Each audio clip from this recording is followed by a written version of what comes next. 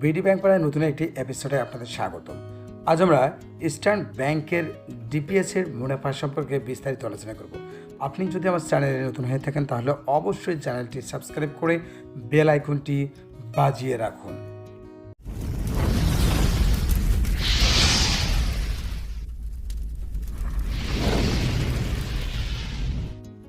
Eastern bank DPS হলো একজন গ্রাহক প্রতি মাসে একটি নির্দিষ্ট পরিমাণ টাকা ব্যাংকে জমা রেখে এবং মেয়াদ শেষ হওয়ার পরে গ্রাহক একটি ভালো পরিমাণ টাকা ব্যাংক থেকে মুনাফা সহ রিটার্ন পায়।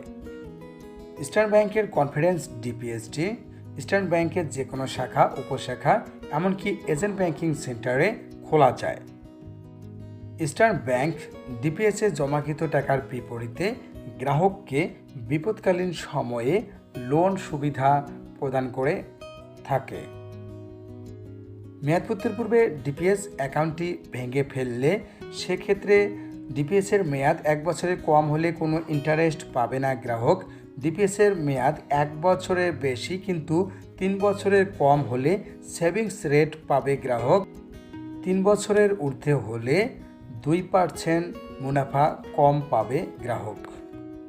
মাসিক 500 টাকা জমায় 1 বছরে গ্রাহক পাবে 6,335 টাকা, 2 বছরে গ্রাহক পাবে 13,330 টাকা, 3 বছরে গ্রাহক পাবে 21,065 টাকা, 5 বছরে গ্রাহক পাবে 39,040 টাকা, 7 বছরে গ্রাহক পাবে 59,800 টাকা, 10 বছরে গ্রাহক পাবে 1,325 টাকা।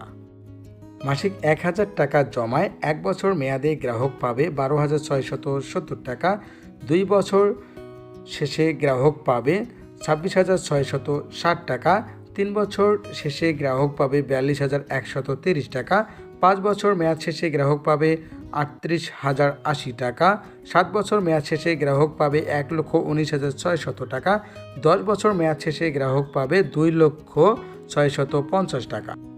মাসিক 5,000 টাকা জমায় 1 বছর মেয়াদে গ্রাহক পাবে 63,350 টাকা, 2 বছর মেয়াদ শেষে গ্রাহক পাবে 1,33,300 টাকা, 3 বছর মেয়াদ শেষে গ্রাহক পাবে 2,10,650 টাকা, 5 বছর মেয়াদ শেষে গ্রাহক পাবে 2,90,400 টাকা, 7 বছর মেয়াদ শেষে গ্রাহক পাবে 5,98,000 টাকা, 10 বছর মেয়াদ শেষে গ্রাহক পাবে 10,03,250 টাকা।